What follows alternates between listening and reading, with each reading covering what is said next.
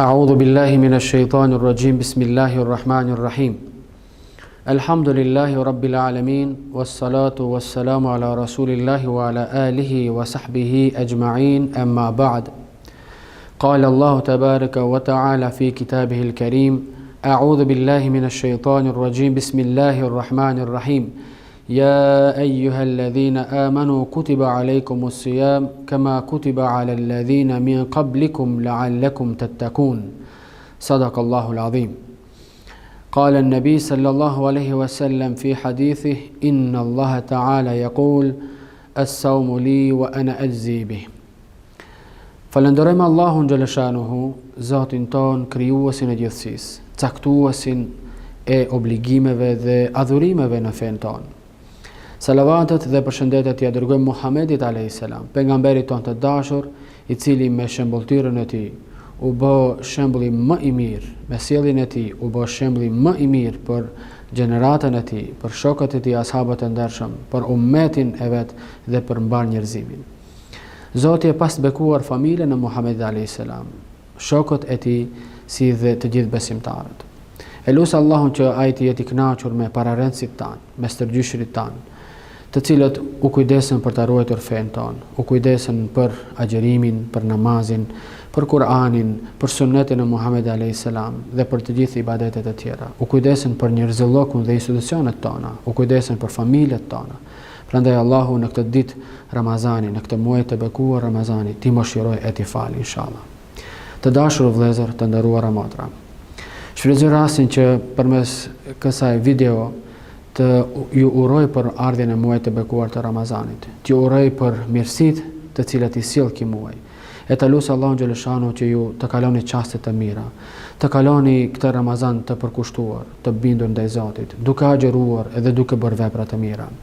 E lusë Allahun xhaleshanu që ai t'i ruaj xhamatet tona, xhamit tona, t'i ruaj imamllarët tanë, kryesitë e xhamive, t'i ruaj të gjithë ata të cilët kontribuojnë për të mirën e xhamateve tona, për të mirën e xhamive tona, për të mirën e besimtarëve dhe për të mirën e kësaj shoqërie në shtetin ku ne jetojmë dhe veprojmë. Çfarë është Ramazani? A e kemi kuptuar kuptimin e Ramazanit? A e kemi kuptuar filozofinë e Ramazanit?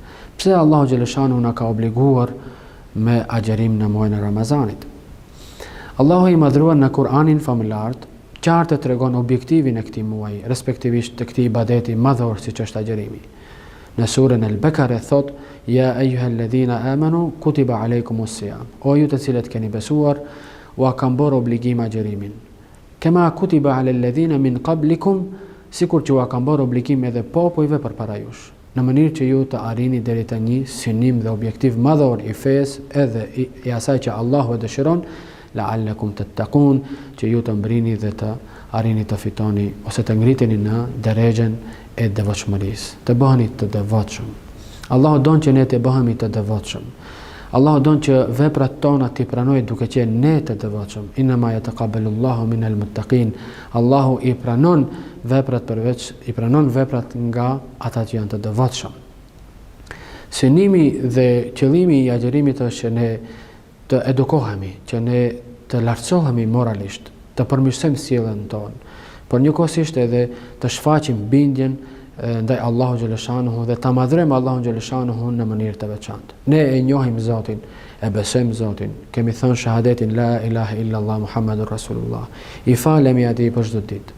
Bëjmë punë të tjera dhe vepra të tjera të mira. Por Allahu dëshiron që një herë në vit të adhurojmë atë në mënyrë të veçantë, duke u distancuar nga haja dhe pija dhe nga plotësimi i nevojave epshore. Mirë po, normalisht brenda një suaze të caktuar kohore.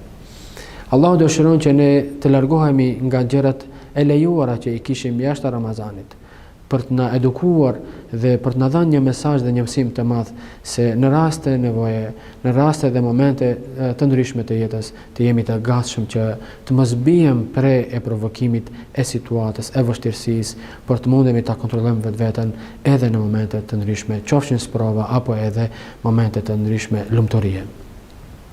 Kuptimi parsor i agjerimit ishte që ne të arrijmë pra te devotshmëria. Ta kemi Allahun gjithmonë në kujtesë.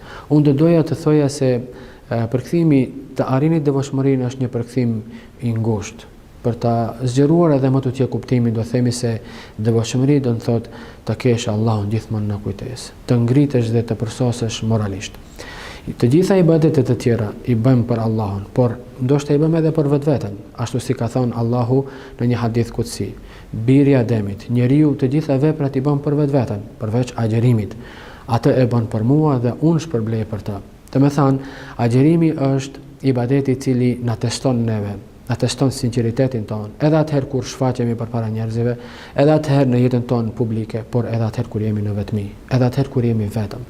Agjerojmë dhe i bindemi Allahut pa hezitim dhe me sinqeritet të plotë. Prandaj agjerimi është një test i madh i imanit tonë, i sinqeritetit tonë.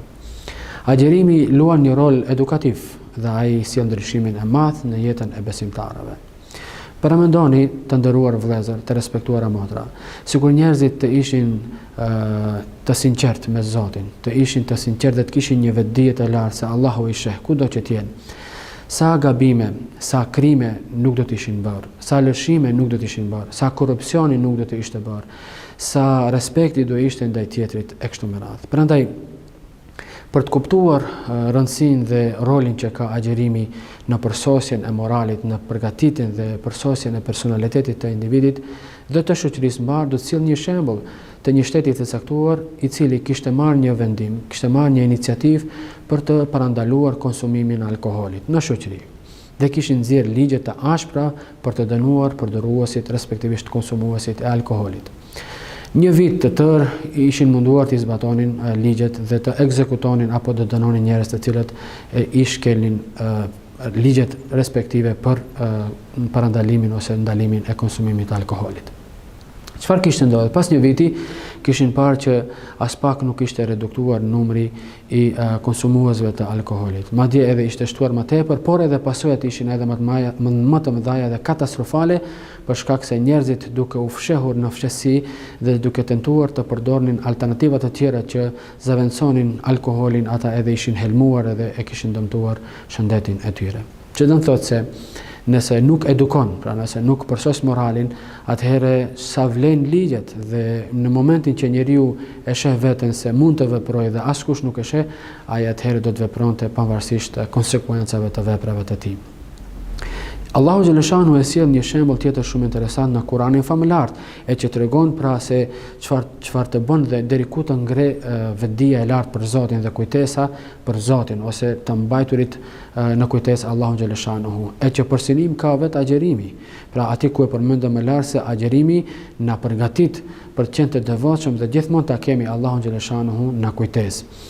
Allahu i madhruar e sjell rastin e Jusufit a.s. I cili siç dihet pati shumë sprova dhe një prej sprovave më të mëdha ishte edhe josha që i bante gruaja e mbretit Azizit në pallatin mbretëror. Në një moment të caktuar, siç edhe Allahu xhaleshanu e përmend në Kur'anin famëlar, "Wa laqad hammat bihi wa hamma biha laula arra burhana rabbi." Pra edhe ajo e dëshironte ato, por edhe ai, Jusufi a.s. do ta kishte dëshiruar nëse Allahu xhaleshanu nuk do t'ja kishte paraqitur argumenti përparasysh dhe nëse Allahu xhaleshanu nuk do të kishte ndërhirë në zemrën e tij për t'i treguar se kjo vepër është një vepër e ligë dhe fahishe, siç e përmend edhe Kur'ani. Po çfarë ndodhi?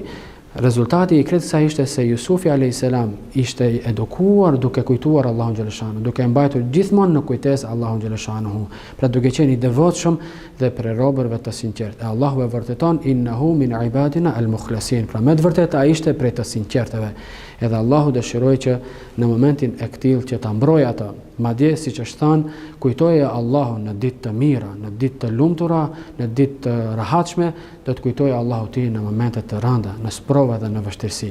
E agjerimi e ka këtë synim, agjerimi dëshiron që të na përgatis edhe atëherë kur jemi vetëm, të kujtojmë Allahun xhaleshanu dhe të ruajmë vetveten, të ruajmë ambientin, të ruajmë shoqërinë, të ruajmë institucionet. Me agjerim ne përsosim vetveten, përsosim vlerat tona morale, karakterin ton, personalitetin ton, ndërtojmë individin, por edhe përveç kësaj ndërtohet shoqëria, ndërtohet familja, ndërtohet ngriten shtetet të fuqishme. Agjerimi është një ibadet shumë i madh në fen ton. Muhamedi a.s. ka thënë që kush agjeron Ramazanin, kush është i bindur në Ramazan dhe kush e kalon Ramazanin agjerueshëm me ibadet dhe me shpresë sigurisht Allahu xhaleshanu do ta përmirësojë ato, do t'ia fal mëkatet dhe do t'ia ngrisë vlerat morale, shpirtërore e tjerë. Prandaj e duam Ramazanin, e duam agjërimin sepse ai neve na përmirëson, na ngrit dhe na lartëson. E lusë Allahu xhaleshanu që ibadetet tona t'i pranoj, Ramazanin të na bëjë të lehtë, agjërimin të na bëjë të lehtë, e të mundemi të përfitojmë sa më shumë nga muaji i bekuar i Ramazanit.